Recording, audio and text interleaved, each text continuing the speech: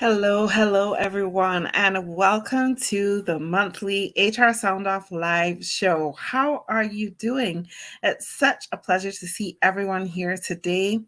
Please do let us know where you are joining us from. I am super excited to host today's episode because, as you know, anyone who knows me knows that I'm all about community. I'm always sharing communities across the different networks that I am in, any speaking engagement that I'm in, talking about Meet My HR community. You know that I'm always sharing. So today it is an honor and a pleasure to host part one, which means I will be doing this again. But part one in the series of Meet My HR community. And today I have four really amazing professionals who have taken the time to curate HR communities in their space to provide safe spaces for HR professionals to learn, grow, thrive, be great, feel safe. And so we're going to talk to these people today. So tell us where you're joining us from. Hi, Tamika. Hi, Joanna. Hi, Patricia. Nice to see you. So just come on in. Let us know where you're coming from. Hi, Emmanuel. Nice to see you. And I'm going to start to bring everyone up because we have a lot to talk about. And then if you have any questions for any of these beautiful people, please put them in the comments and I will bring them up. But let's meet my HR community. So here we go. Here comes Rochelle, Jennifer, Alisha, Eric. I don't think I've ever had so many people on live before. Hi, guys. Hi. Hello. How is everybody doing today? It is a beautiful day in the neighborhood here. Beautiful, beautiful. Nice. Now, one thing I forgot to mention is, so you'll notice this is not my usual background, and that's because I am enjoying nomad life right now, working from Manchester in the UK, but the show must go on. So it's got to happen wherever we are, right? Mm-hmm. I can see everybody joining the live today, and I am loving all of these beautiful people joining us. I see Oregon in the house, Kenya, Uganda, Maryland, Illinois, Manchester, Jamaica is here representing.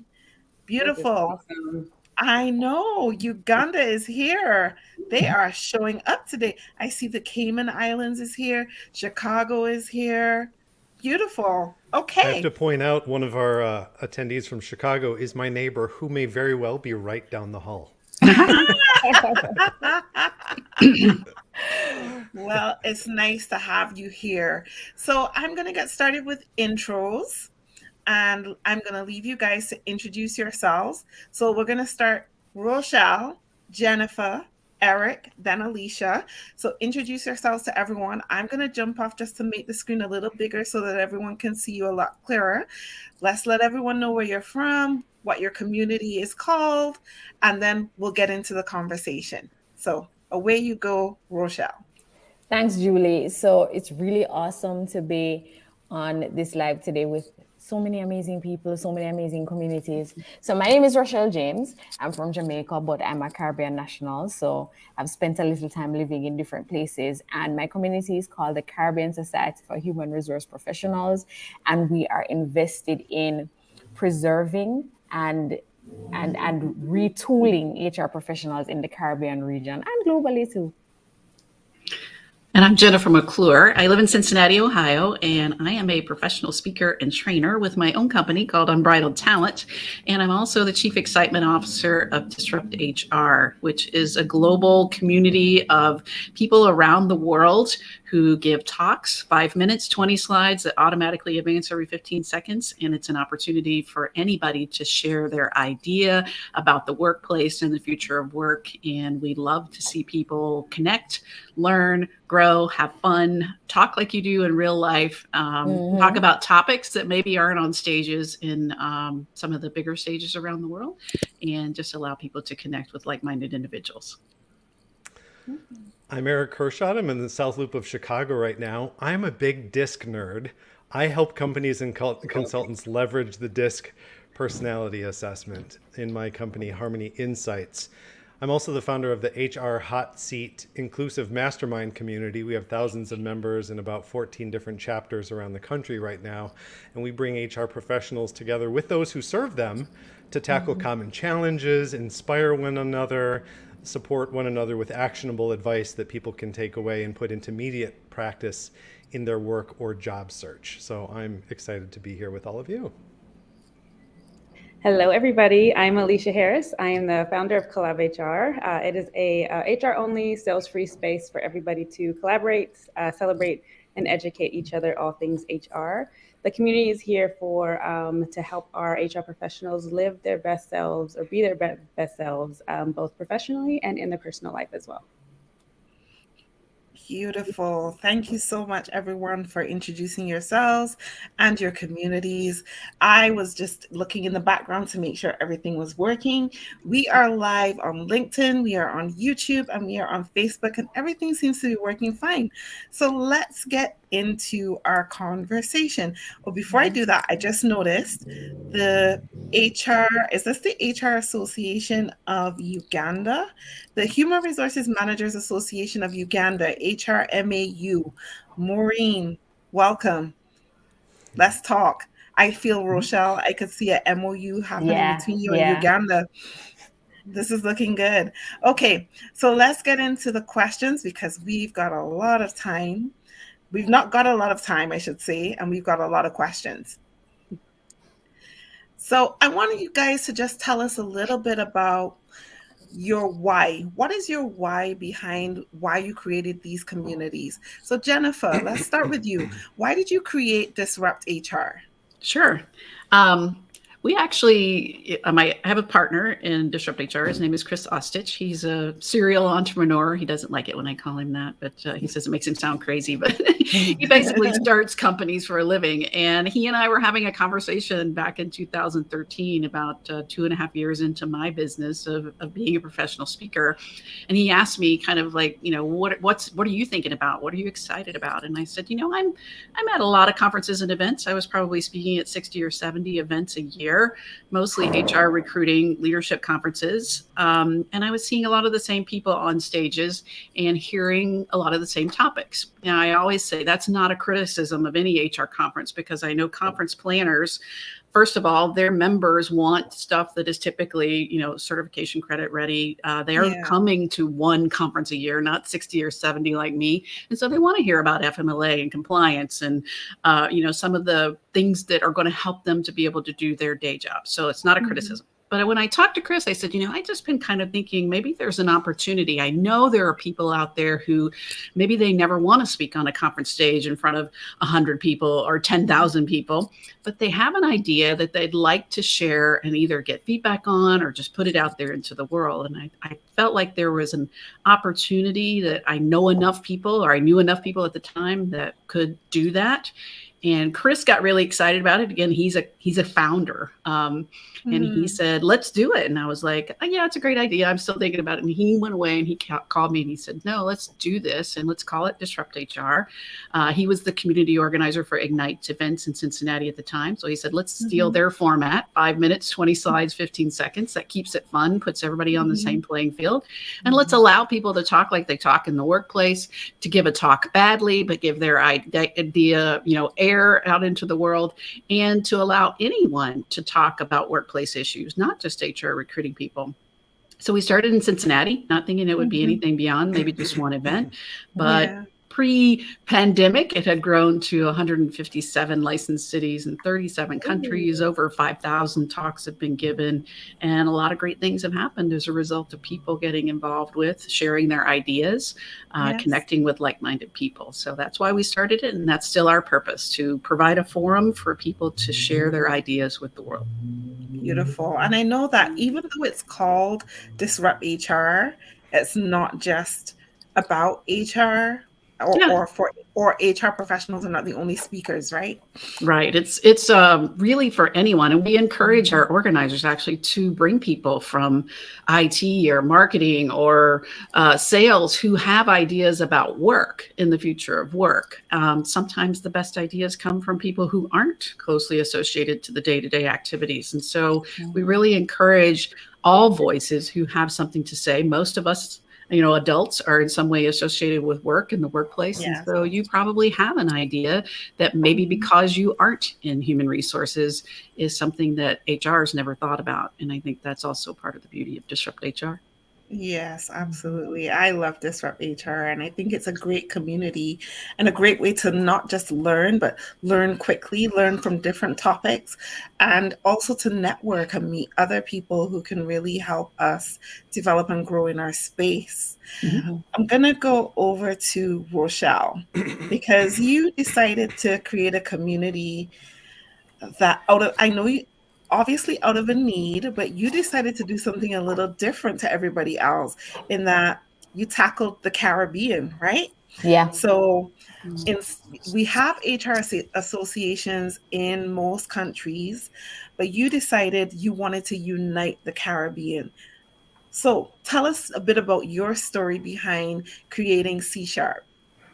Okay, so when CSHARP was created, I had been presenting at different conferences across the region and attending HR conferences specifically. And each conference that I went to, I recognized that, with a conference where ideas come about, and it's not on the stage. It's not when the presenter is speaking, but it's when you are having lunch with somebody or when you're grabbing a drink with someone else. And I recognized that some of the issues that kept resurfacing were identical, territory to territory, country to country.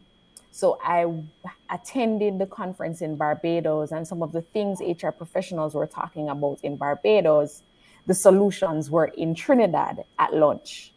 And some of the solutions in Barbados were to solve problems identified at lunch in Trinidad or over drinks in Trinidad. And there was no space, no collaborative space where we could share ideas, share research, share best practices, share tips as HR professionals. And because we were working in these silos, we were not working effectively to advance the world of work in our region and then better support the world of work globally. So, oddly enough, in a very Caribbean way, we were drinking coconut water. And I said, no, I recognize we need our own society. We need this collaborative network for all of us to connect. And somebody said to me, so why don't you do it? And that's how CSHARP was born. I didn't have an answer for them. I didn't have an alternative, and I didn't have anyone else to look to. So pulled together my team, connected with some amazing professionals who were also eager and interested and saw the need for it. So we grew from probably about 10 interested persons who were just sharing information and sharing their best practices via WhatsApp to now a network of over 1,000 HR professionals throughout the region. 1,093 was my last count. And that is just amazing for us because it says that there is a need. And this doesn't only include persons who are in the people profession, but persons who are people leaders as well. And that is kind of the environment we want to foster. We're dipping into a little bit of research because, you can't do anything without data-driven decision-making. So that's how we're transitioning the organization. And we started hosting our regional conferences for human resource professionals and people leaders. And we have one coming up next month. So it's an exciting time for us as an organization. We continue to grow. As we continue to grow, though, we want to remain true to our initial mandate, which is to serve and to connect. Beautiful.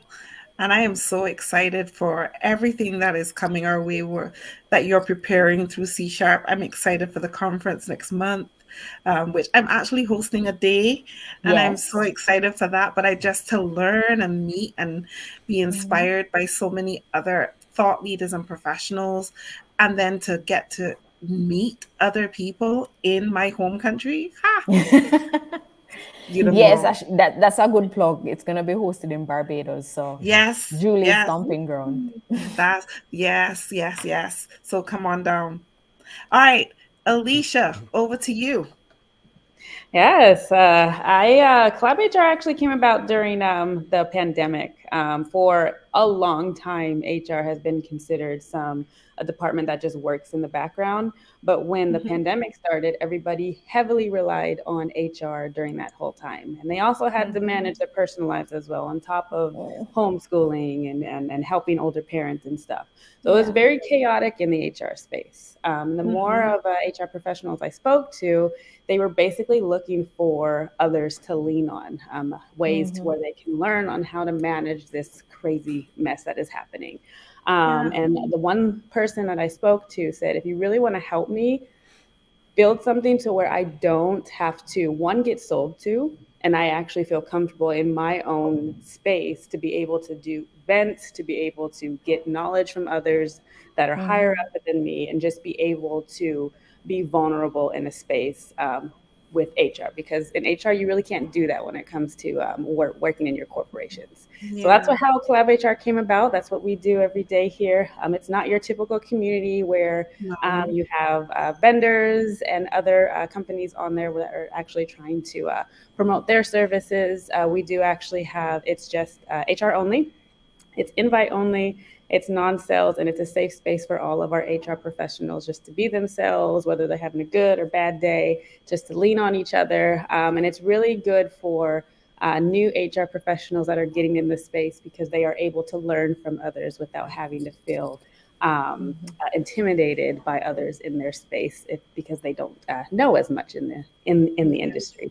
So that's how Collab HR came about. I've been in the HR space for quite some time now. And I know what it's like being in an HR department of one.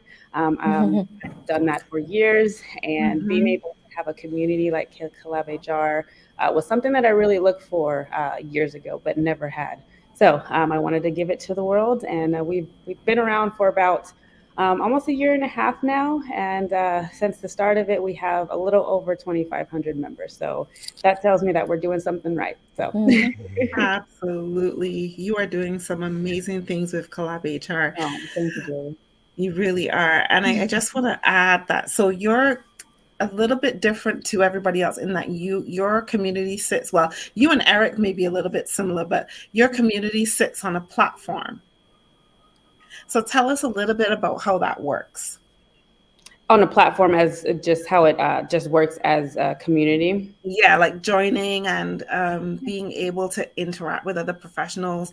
So you can do that directly on your platform. So once you're registered and everything and you're set up, you just go in and you can interact with others. So it's more online based. That's what I meant. It is, yes. It's very Yeah. online based. It's virtual. As we all know, during the pandemic, everything switched from in person to online.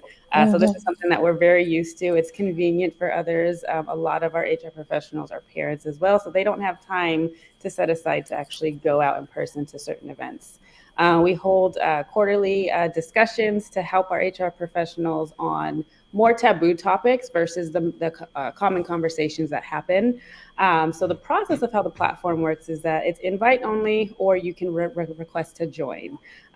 We did it because you can connect with others on LinkedIn, but there's just a lot of noise that goes on LinkedIn, and sometimes you get unsolicited advice from others that are not even in your space. Mhm. So just quick, easy steps on logging or joining is you just join, you interact. We have some icebreaker questions to help you introduce yourself. You can introduce yourself to other members that you see in the same area as well. And it's really just a way for you guys to just interact with each other. Everybody on our platform is very inviting. So whenever there is a new member, or if they have a question and it relates to them, or they've had the same experience, they are more than happy to reach out and help. But it's very like a walls down type community. Yes.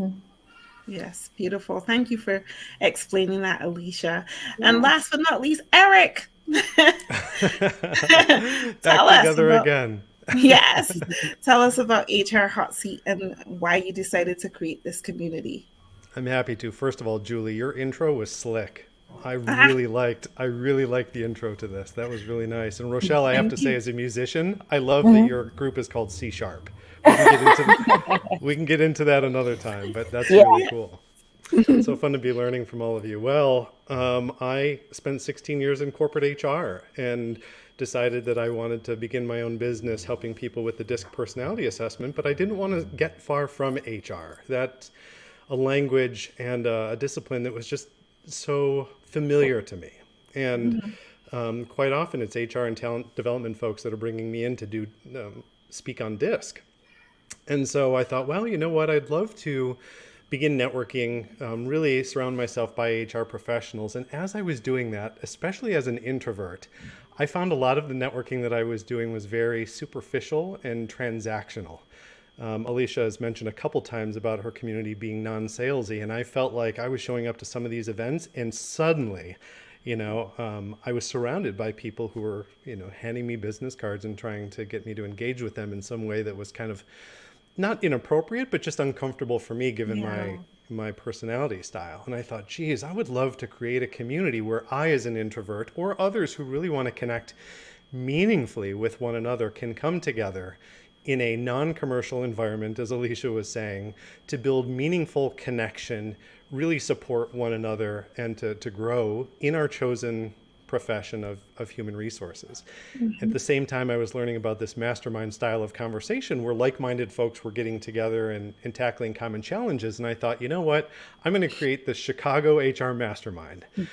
And little did I know that there would be interest beyond Chicago and that we'd be able to license this brand. And now up to 14 or so chapters around the country, it's very clear that HR professionals, honestly, around the world, as you were all demonstrating, are craving something a little bit different than this traditional networking that they've always done. They want to be seen, they want to be heard, they want to belong, they want to learn and teach, be a sponge, but also inspire others in the same conversation to grow their own careers. And we made the decision to stay entirely free and to be entirely inclusive, so that anybody who shows up, whether you're an HR professional or someone who serves HR professional, perhaps a service provider, you are showing up to educate and to serve, not to pitch in this awkward way that we're all used to. And that idea really, I wouldn't say it's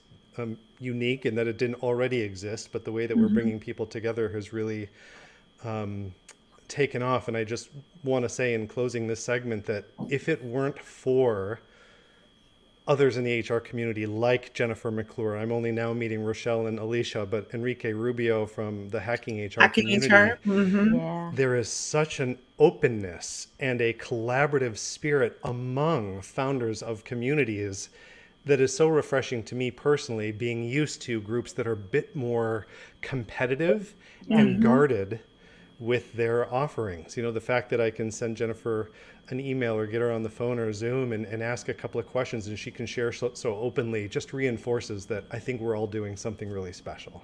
Yes, absolutely. Jennifer, do you want to respond to that? Oh, no, I agree. I think it's, Yes.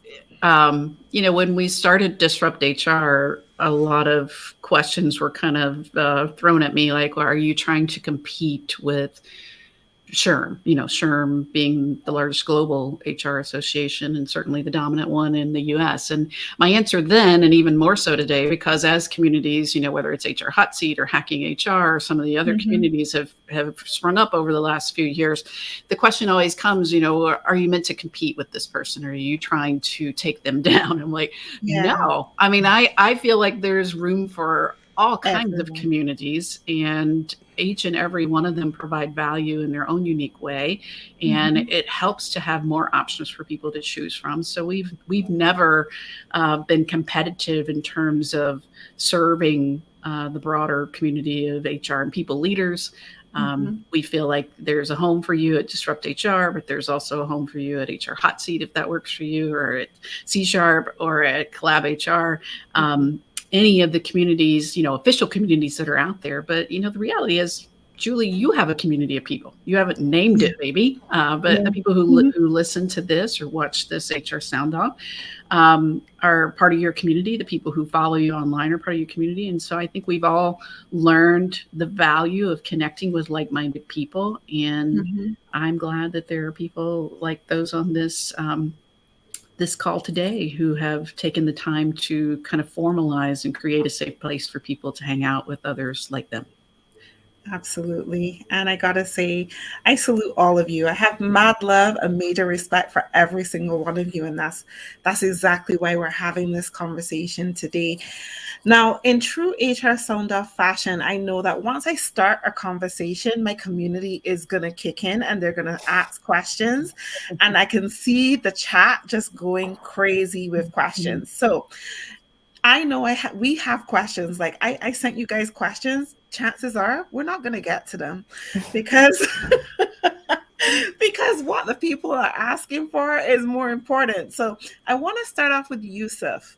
Hi, Yusuf. How are you doing? I think Yusuf joins us from Canada. Yusuf is asking a very good question. You know, he's saying, aren't we running the risk of creating micro communities within the community? So who wants to kick off answering that question first? Great to see all these communities, but are we running the risk of creating micro communities within the community? Anyone want to start? I will. Oh, go ahead. No, go ahead. All right. So yes, we are. And that's a good thing because each community is serving in a different way. So you are addressing a need and a gap. There are going to be things that only on a disrupt HR stage and space will it ever be unearthed. But there are going to be things as well from a Caribbean context that only an HR professional within this space is going to appreciate. So the important thing here is that each community really has to collaborate and support each other. If we are competing in the space, that is when there is a challenge, or if we are striving to be a big dog or a big fish in a small pond, then we run into a problem. But ideally, if all of us share this mission and this vision and this hope that we're trying to create a world where the world of work itself is better, improve, that we are designing and creating more inclusive working environments and safer spaces and all these wonderful things, then it should work for the better.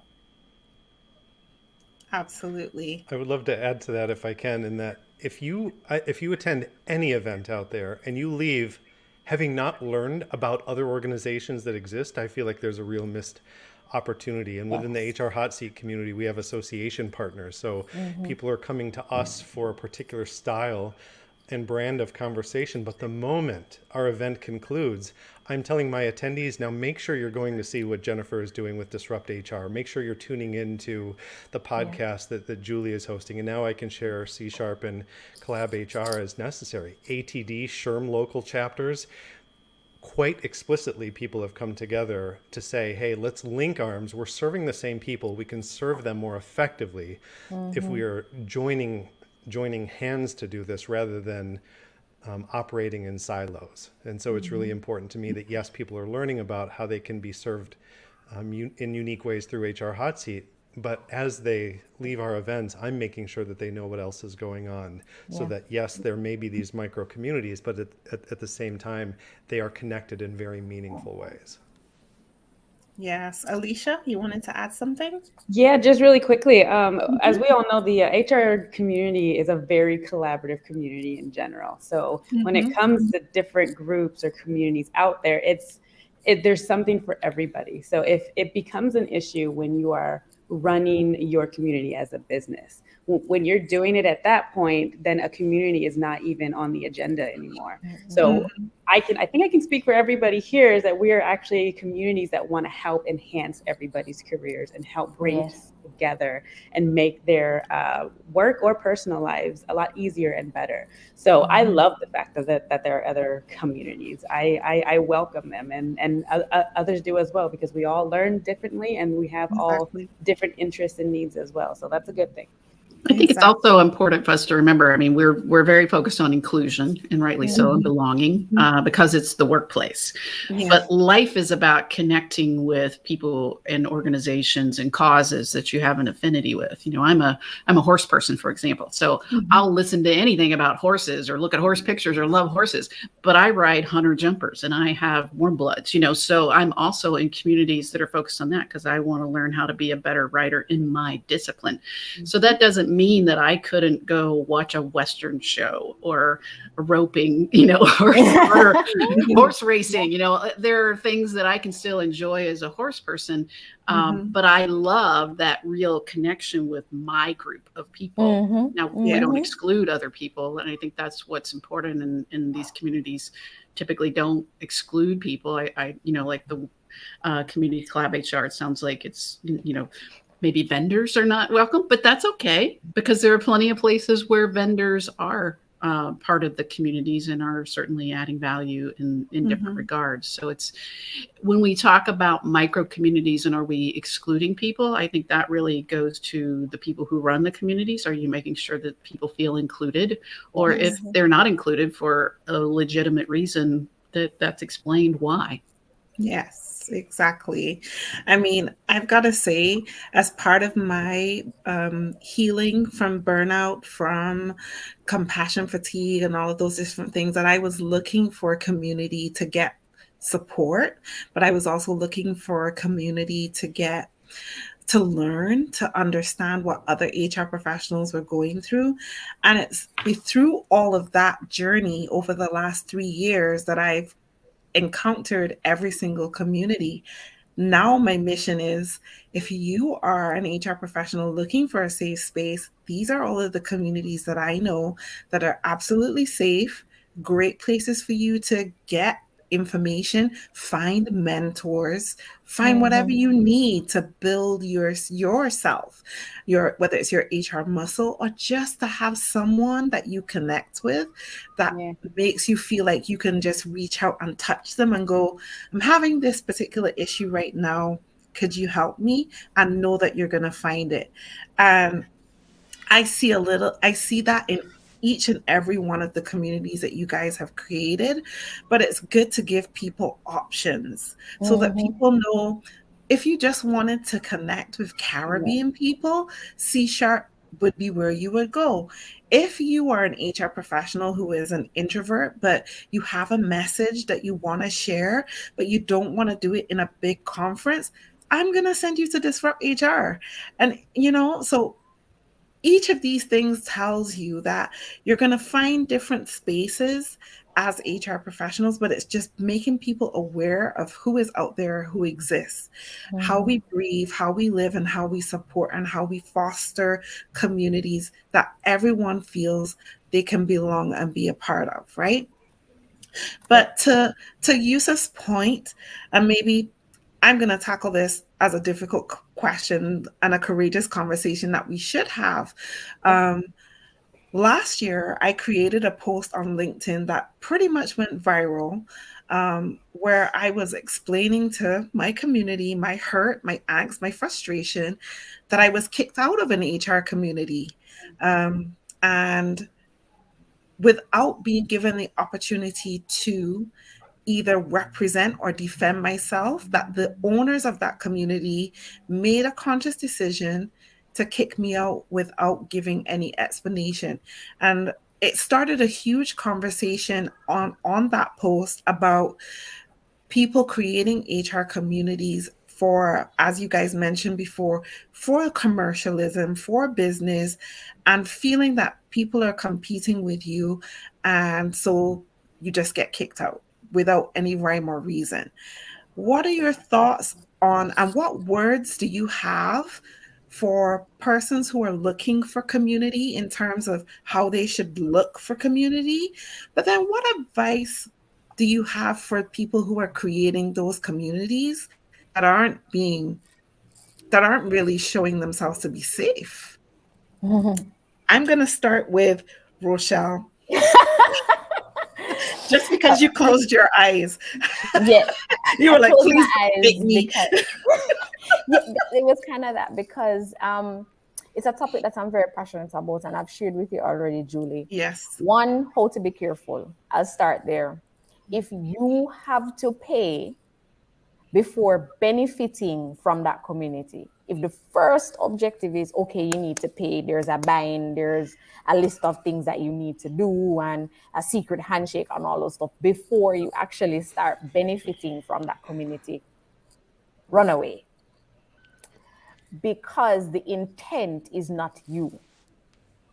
And the truth is, there's a difference, a very distinct and clear difference about what you just said. The owners of that community. If it is a community, it doesn't have owners. The community itself takes ownership. So, in other words, for CSHARP to be effective, I don't own CSHARP. Anytime anyone asks me what is my role at CSHARP, I don't say I'm the CEO. I say, and this is a Jamaican term, I'm the head cook and bottle washer. So whatever, I'm the vehicle, I'm the conduit for our members and for those we serve and I serve. So if you don't have an interest to serve, then this is not the organization that you should work for. If you are very focused on, okay, I need to collect a salary, this is not the organization for you to work for. If you have no interest in advancing the world of work and the HR profession and people leadership, this is not the organization for you. And that is fine, because that's the honest conversation that I can have with those persons that come on the team. But our mandate is to serve. On the point of kicking people out, I liken it to, as an HR professional, when you recruit, your last resort is termination. Once you bring somebody in, you're bringing them into a team or a family in your organization. And that is how you should treat your members. That is how you should treat the persons within your community.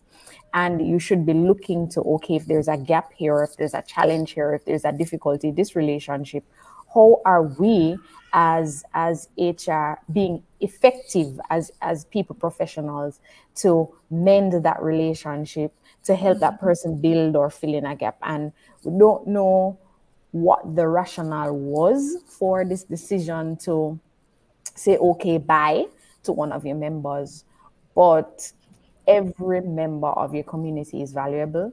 And I might not be able to serve your needs right now, but I am prepared to work with and support you, because that really should be my mandate if I am truly a community. Yes, absolutely. Eric, I see you. I see everybody nodding. Eric, I'm going to go to you first. I'm so glad I'm getting to meet new people today. These perspectives. I could sit and listen to Rochelle talk all morning. I really appreciate It's just the accent. That's part of it. I do like that.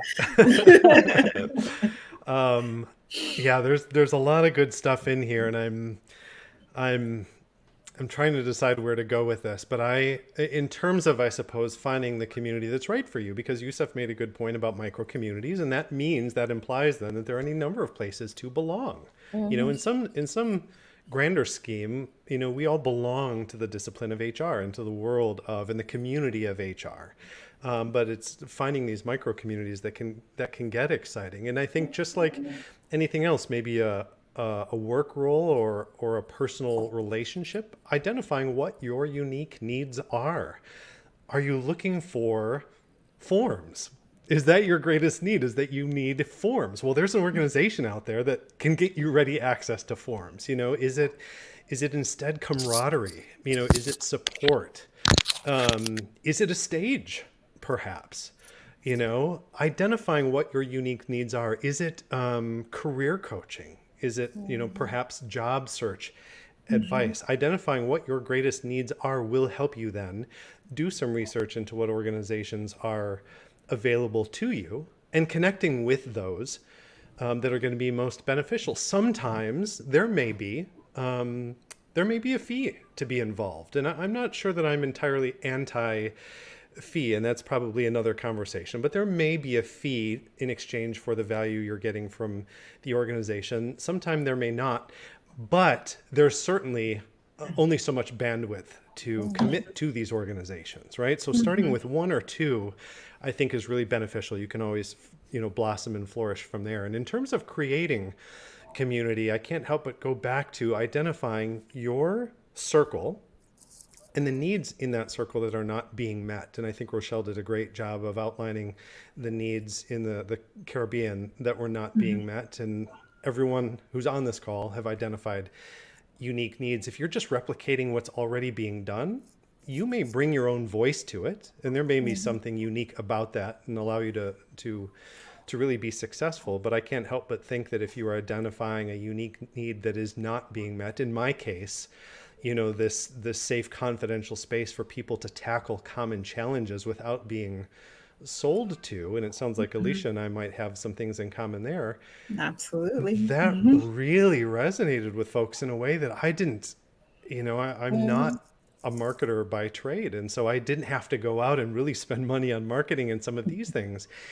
The idea of HR Hot Seat began spreading by word of mouth because people started saying, holy cow, there's this community that I've been looking for my entire career and never thought I would find until now. So I can welcome them in my door and say, hey, I have something even better for you. There are additional communities that you're going to absolutely love. Yeah. That you don't know exist simply because they don't have that huge marketing engine. They don't have, decades of existence behind them to be easily in front of you. So I could go on about this, but I get so excited about the opportunity, as in relationships, to pair HR professionals with those organizations.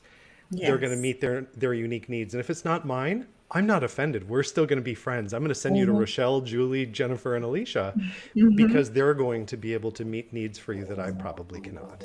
Exactly. Absolutely. Alisha, Jennifer, you guys want to add? Yeah, I just want to say shame on that community, because and I asked a question if they, before starting that community, if they were even in the HR space, because you don't go from 0 to 100 that fast. You figure out what's going on and how you guys can actually work together and actually fix the issue if it was an issue.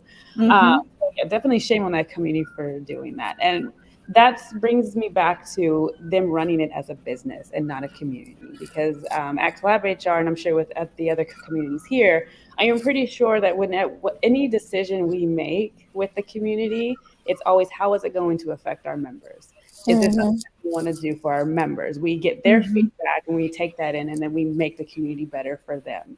So my husband and I, we actually founded a health and wellness platform. And one of my concerns was, I don't want it a non-sales community. I'm going to be associated with Planly, but I'm not going to want to blast Planly all over the community. So that was one of my non-negotiables is, no, it's going to affect my members a certain way, because I promised my members this is going to be a safe space and we're not going to sell them at all. So when you think about it as a business, that stuff is going to happen. And I'm so sorry that you had to experience that, Julie, because that shouldn't have happened. When you look at it as a community to help people and just collaborate with others, no one would have a problem with that. No. So that's just my two cents on it. When I first saw that post, I was like, oh my goodness. But I did not like it. Yes. No. Experience was not, I didn't like it at all. It's funny, all of you commented on it, I believe. Jennifer. I think it's important, maybe from the other side of you all have had great perspectives on this, the issue of being the community leader or the founder, and what you have to be prepared for. I encourage anybody to, bring together community, but even if it's loosely affiliated, if you're the face or the founder or the originator of the community, there's some responsibility that comes with that. And some of that responsibility can be unpleasant. But in the beginning, think about how many rules you want to have. If you have rules, that they're properly communicated. If there are requirements for membership, that people understand that and that you're consistently administering that. One of the things with Disrupt HR, I'm a partner in it. We charge a very small licensing fee for people to hold events. So we never set it up to be a business. And so I'm basically an unpaid volunteer. And sometimes I scratch my head for the amount of grief that I do get for free, for working for free. But I also have to remind myself sometimes when difficult decisions have to be made or people complain or something like that I signed up for this, that the buck stops here or whatever. So, but I also am very clear, we don't have a lot of rules. which works both ways. You get complete freedom pretty much to do whatever you want at your events. We have 3 rules. Your talks have to be 5 minutes, 20 slides, 15 seconds. We encourage that they're about work or the future of work, but that's not even a requirement. Absolutely no pitching or selling from a stage. Sounds like a consistent theme. But I've seen plenty of talks where people do that, so that means the organizer allowed it or didn't stop it. And so, could I say, well, you can never hold events again because you allowed pitching or selling from your stage? Yeah. I don't want that grief, This is a community, share ideas. I don't require that much of you. And so on the other hand, if we were very strict about our rules, I would need to apply more time to do that. So in my mind, the community is bringing people together to share ideas, to connect, to meet. I don't want to put a lot of guardrails around it. There are absolutely some of our organizers who drive me insane because they don't do it the way I would want to do it. But, as well, I hope I'm one of the obedient ones. You're lovely. But I can't point to a rule that they violated because we don't have a lot of rules. And so therefore I can't say, well, you can't renew your license. So as a community leader, again, that other perspective, think about if you're thinking, well, I want to create a community, whether it's formal or informal or whatever, the more rules that you create, the more you have to stand behind those rules and think about how much you want of your life to be involved with keeping other people in line. Because even people, I love to follow the philosophy that people are inherently good and want to do the right thing. I believe that to my core. And even people who are inherently good and doing the right thing believe differently than you do what the right thing is sometimes. So be prepared for that if you want to create community. Absolutely. Thank you so much for sharing that. I really would love to dive into each and every one of the different perspectives that you guys have given, but I can't even believe that we only have 13 minutes left and we still have questions to get through. But I wanted to touch on Matt Zimman's question, which I think is directed to you, Erich, a little bit, Erich and Alisha. So if you guys tackle this a bit, so busy HR professionals are vendor averse, but if there happened to be a vendor that HR pros would be ecstatic about or to know, if only they did, what are some welcome ways to help HR get out of their own way? Erich. I am, excuse me, I'm happy to take this one. And by the way, Rochelle, I can't get the title head cook and bottle washer out of my head. I'm suddenly wondering if I should put that on LinkedIn. So I'll have to talk more about that because that sounds fantastic. Sketchy. It sure is.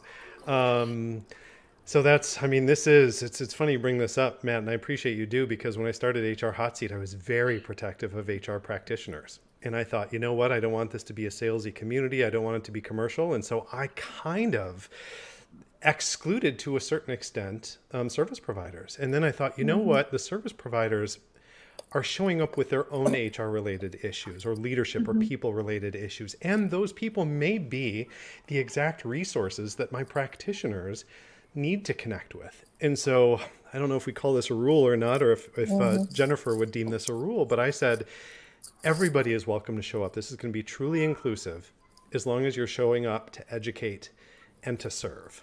And so what I keep coming back to, and there are probably other ways to approach this, but Matt, I keep coming back to, if your goal is to show up and connect meaningfully with other people, it doesn't matter who those other people are.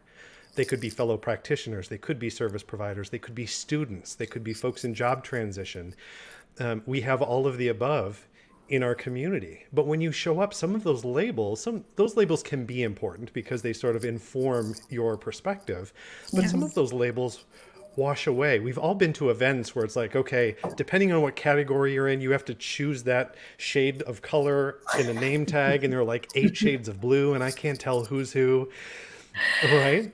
But if you show up to an event and some of those labels wash away, then you're just people. You're just people who are looking to connect meaningfully, to serve one another, and to help one another grow in your chosen profession. And so I would come back to recommending that HR professionals recognize that anybody at a given event, as long as they're showing up to connect meaningfully, can be of benefit to you. Set aside some of those preconceived notions you have about how you've interacted with service providers and vendors in previous organizations, and give them an opportunity to show up to educate and serve in a way that could be exactly what you need as a practitioner. I think it's important also, I've been an HR practitioner for 20 years and was very vendor averse too. I didn't even go to my local HR association meetings because I might meet one, and I'm reformed. I've learned that was not the right way to do that. But when, after I became an executive recruiter and then started my own business, I would get regularly vendors reach out to me and say, how do I connect with HR people? That's my target. What do you suggest I do? And I say, well, one of the first things I'd suggest you do is go to the local HR association meetings, sign up, attend, network, give back, don't sell a thing.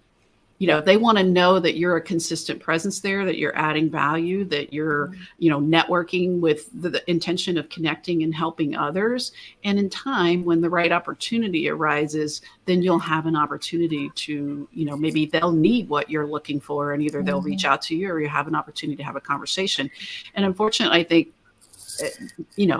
not that there's a reason why that's wrong, but a lot of salespeople aren't wired that way. Well, I'm going to show up every month and have the chicken dinner and listen to the presentation from the lawyer on all the things that you can't do.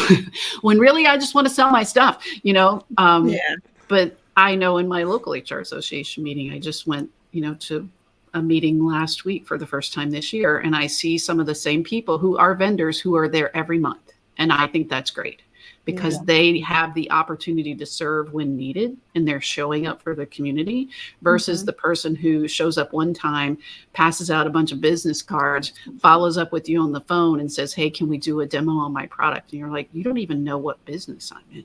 That's the difference, I think. And that's where sales in general is like that. But HR vendors really need to know HR people aren't necessarily vendor averse. They're averse to being sold something that they don't need from somebody they don't know. Yes. Yeah, we like to call that vendor fatigue, because they interact with so many vendors, they don't even have time to think, wait, what do you do again?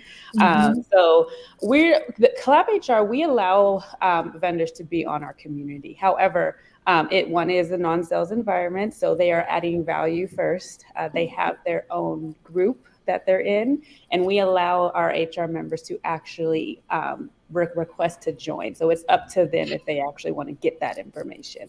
So definitely we don't not allow vendors, because we do know a lot of these services actually help enhance the companies. So, but we give the choice to the members to actually say, hey, I want to connect with this person, or I want to learn more about this. And our groups, they're only about 1 to 2 people each, or 1 to 2 companies each. And they're posting things like blogs or like helpful tips. And they're not really just trying to sell or schedule or anything. But I do want to say the sales process is changing. Our salespeople are actually getting it. It's not just saying, hey, let's schedule a demo. It's actually getting to know the individual on a personal level to a certain extent, and actually being able to add value before trying to cram a software down our throats. So I want to add to that as well, because the HR community, or HR professionals in general, want to be supported. They don't want to be a target. And if you understand that as a salesperson, then you'll make a difference. For our community, we create safe spaces for that. So we have our conference in which persons can come, and you have to present on a real topic, something that is actually affecting the HR community. And then you can make the linkage to say, okay, this is how my business can serve you. But at the same time, you need to give us some giveaways, because our community needs to have that experience or that exposure to it, to test it, to use it for themselves, to know that it is adding value. And outside of that, we have Meet the Brand sessions, which totally is voluntary. You can attend if you want to. You don't have to attend. And some of those sessions don't only include service providers, but you get to connect with brands that have nothing to do with HR, but it just might interest you on a personal level. And that is an opt-in option.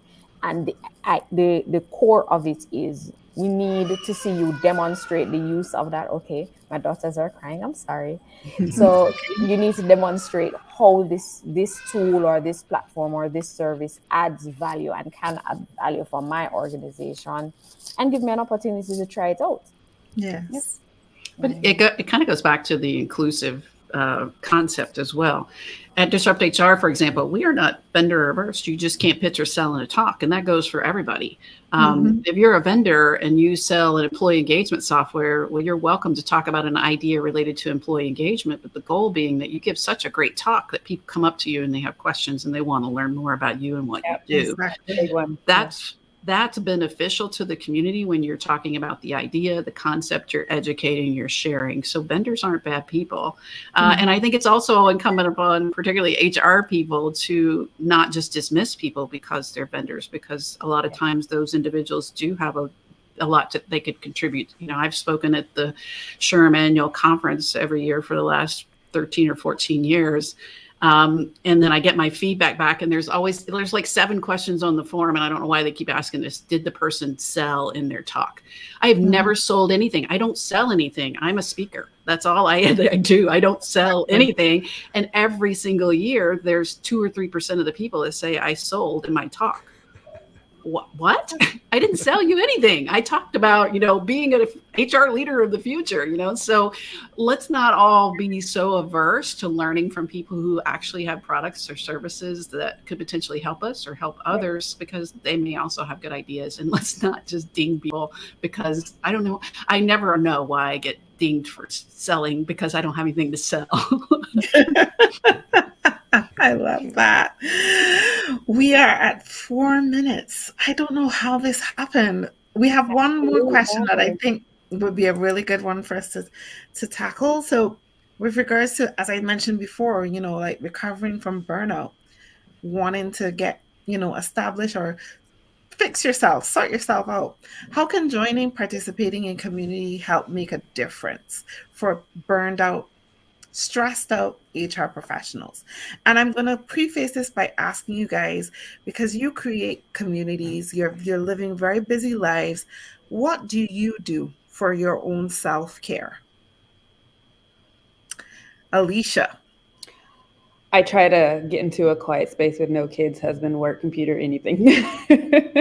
And I know it's better. It's easier said than done. But for me, I mean, I just that's under the category of wellness, and that's different for everybody.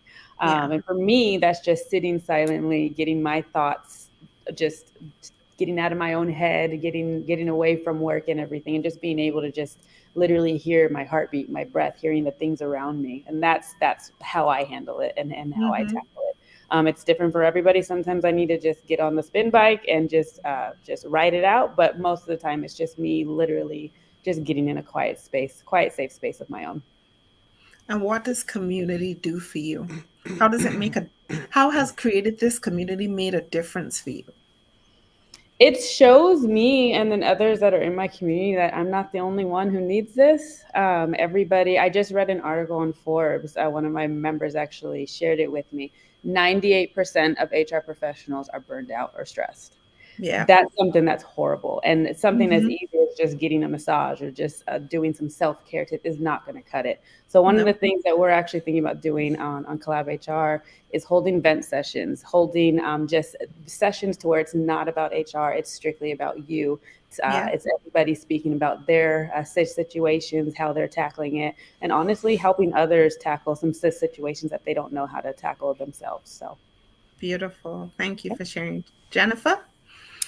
For self-care, I mentioned it, horses. That's what keeps me alive and sane. And if I didn't have them, I don't know what I'd do. As far as community and being involved in burnout, I think it's important, and particularly for HR leaders, to be okay with just lurking and learning. Yes, it's great to connect and it's great to engage with people in, conversation, whether that's online or whatever. But there's also benefit to I just want to show up and receive. I don't have to take charge. I don't have to lead. I don't have to, do things that make me uncomfortable. So give yourself grace to be able to do that. For me with Disrupt HR, particularly the community that I have, again, it's turned into something I never expected it would be. And I've been so proud, not of anything that I or Chris have done, but I've been brought to tears multiple times. I had a goal at one point to watch all the Disrupt HR videos, but then I had to give myself grace and say it's not possible. But I've tried. Of the 5,000 plus, I've probably watched 2,500, well, maybe 2,000 plus of them. And sometimes I watch a talk and I'm like, I'm so proud that we had a piece in creating an event where someone was able to get up on stage and talk about being trans in the workplace, or who shared their harassment story and what they learned. And also HR leaders who share how they're really adding strategic value in organizations.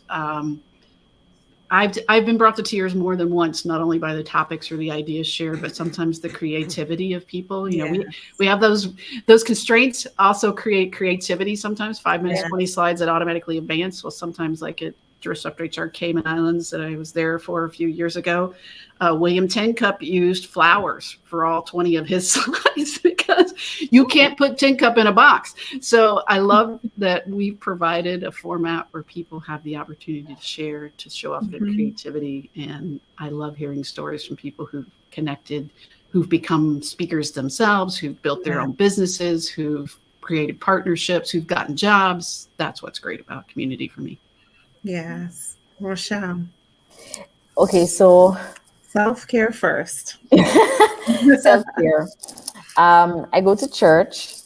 I spend a lot of time with my family, especially on the weekends. So that's like a no-fly zone. We do excursions, we do trips to go to the beach, we go to the river, we go to the forest. And I play with my girls. I have twin daughters, and I spend quite a bit of time playing with them and being silly. Yeah, so that's my self-care routine. Community. And community. What has community done for you? So what I can speak to is the support network. You see that venting, that avenue to vent, people take it for granted, but as HR professionals, we don't normally feel like we are employees too, you know, and that's not how you are viewed in the workspace. And for me, having the opportunity to call up a colleague in Barbados or call up a colleague from Florida and say, listen, this happened to me today. And I can just let off some steam, because that whole idea of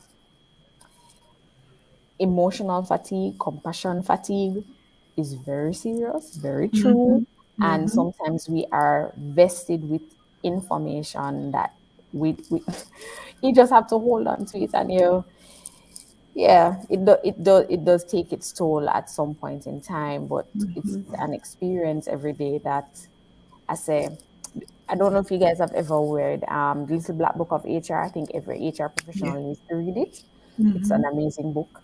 But after reading that book, I felt so much better about all the stresses that I handle, because I can honestly say that I hear things that I cannot unhear, and I'd rather not know sometimes as an HR professional. But that gives me the best experiences ever, and some things I can reflect on. And in the moment, I might be a little down, but check me in 2 months or so, and I'm laughing about the same very thing. So, yeah, that's it in a nutshell. Thank you for sharing that, Rochelle. Erich, self-care. Yeah, so I'll try to keep community.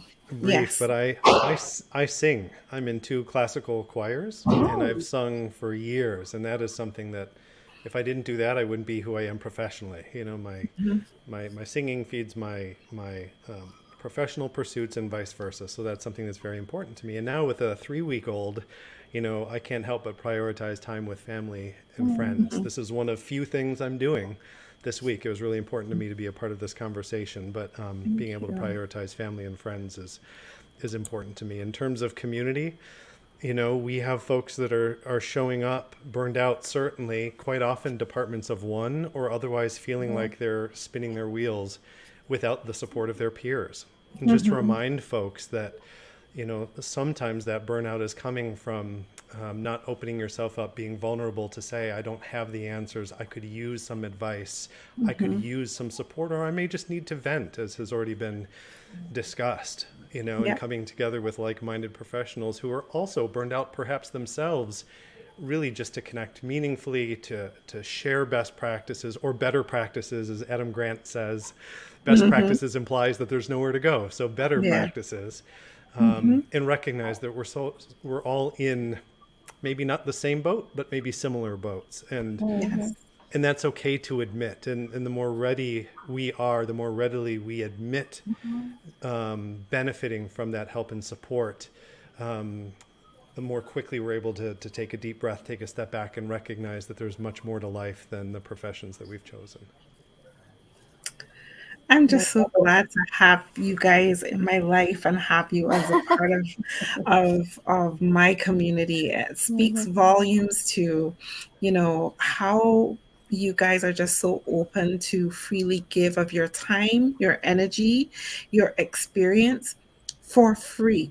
Because I know that there are moments where I've messaged Jennifer and I've been like, I need a couple minutes here, or we really need to catch up. Or I've been like, Rochelle, I'm really frustrated by it's frustrated by HR in the Caribbean and how we deal with each other, And we've had many of those conversations, or to even say to Eric, look, I'm trying to do to Eric, like I said, Eric, I'm writing a book. Would you be a part of this story? And Eric was like, yes. And the fact that you have a 3-week-old, my friend, and you are still taking time out for me, I feel that so privileged for that. And Alisha, I know that you are super busy. You've got lots of stuff going on, raising your family, and that you still take time to answer my questions, put stuff out in the forum and in support of me and other members of the community. And I just feel like I am blessed. And I feel that blessing I need to pass on to other people and just let people know that you exist. So whenever I'm talking about HR and HR professionals finding their community, I have a standard slide deck that has all of your pictures in it and all of your communities, along with the other people who will be a part of part 2. And I think Eric mentioned Enrique Rubio from Hacking HR. There's a Desi Okajoy from Black Women in HR. And I love the Facebook group that is Black People of HR, because I feel like it's important for people to understand also that when we talk about having these micro communities, sometimes people feel more comfortable being in a community with people of their own race, nationality, or whatever. So we will always have these communities, but it's nice to know that in the moment that you're in them, that you're feeling them, that you feel like you're being seen and heard, that you're being felt as an HR professional. And so I'm really honored that I was able to get you busy people together so that we could have this conversation. Last thoughts. So Rochelle, I would like, someone asked earlier, I think it was Sarah Babb. Hi, Sarah from Barbados. What are the dates for the CSHARP conference? And that's CSHARP without the A. Yes. What are the dates for the conference? Where is it going to be held? How can people buy tickets? All right, awesome. First, let me say that I am excited about the opportunity to connect with each one of you, but there is just something about hearing that Eric can sing. So I sing too. So we need to do a song together. I'm just kidding. Yes. So nice try, Rochelle. The conference this year is going to be in Barbados from the 11th to the 13th of May. And it's a hybrid event. So we will have in-person seating as well as unlimited seating in our virtual space. Oh, okay. Let's hope Rochelle comes back. I'll give the Wi-Fi. Anyway, she'll be right back, hopefully. We'll give her a couple seconds.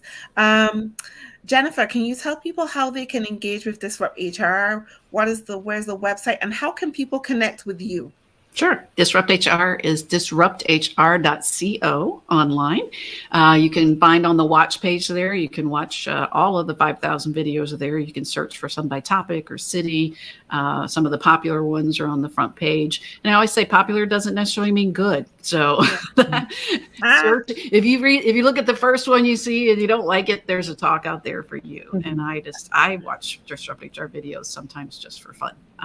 So I think it's a great way to think differently about some topics. And you can find me at jennifermcclure.net or on LinkedIn at Jennifer McClure, Twitter at Jennifer McClure.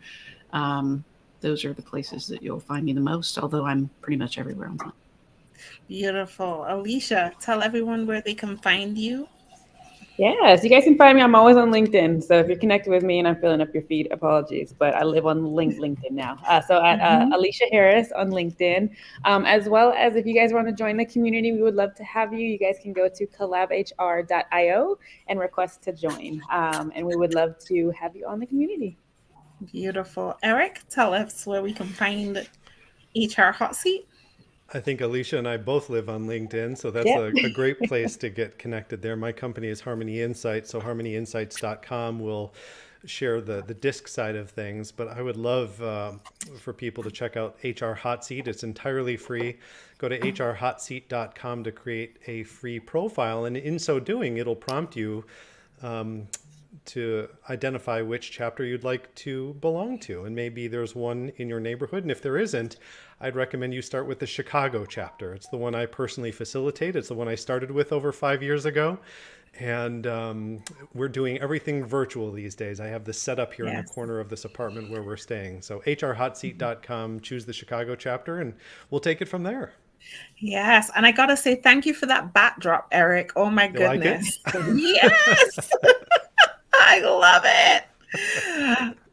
Honestly do. Yes. Rochelle, you got disconnected. So I'm going to ask you to start over and just tell us how we can find you.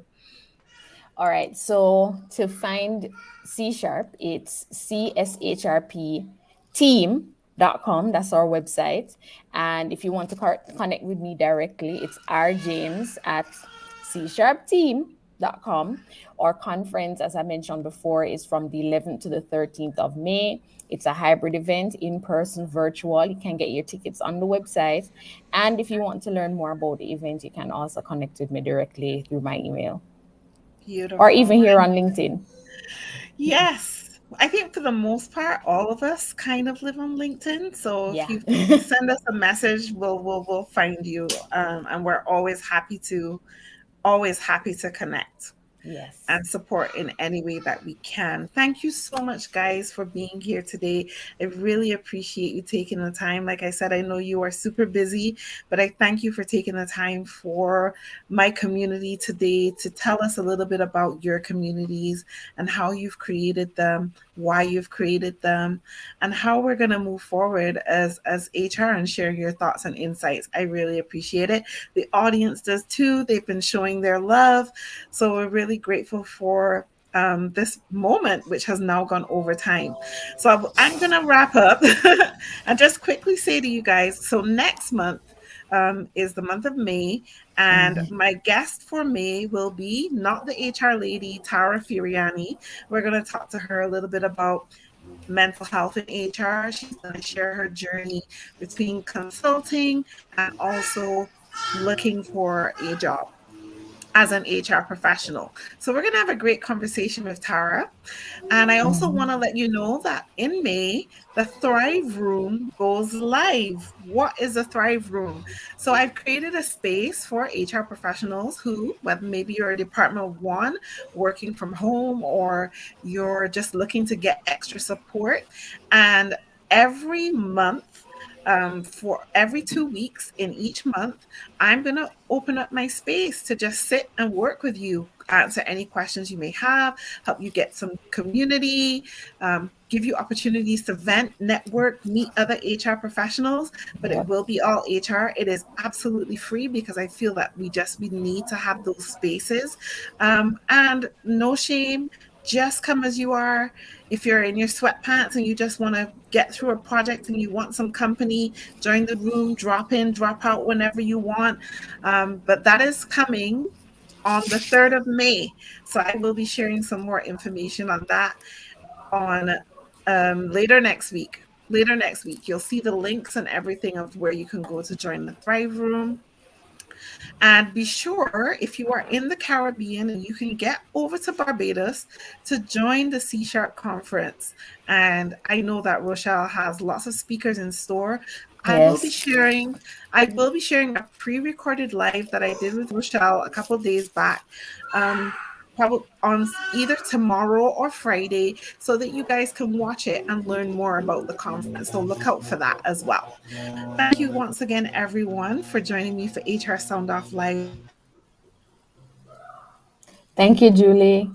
Thank you. Thank you. Thanks, Julie. We went 1 hour and 15 minutes before Julie lost Wi-Fi. That's amazing. So, all right. Goodbye, I hope everybody. she can turn us off. Bye. Yeah. Bye. Bye. Great to meet you all. Bye.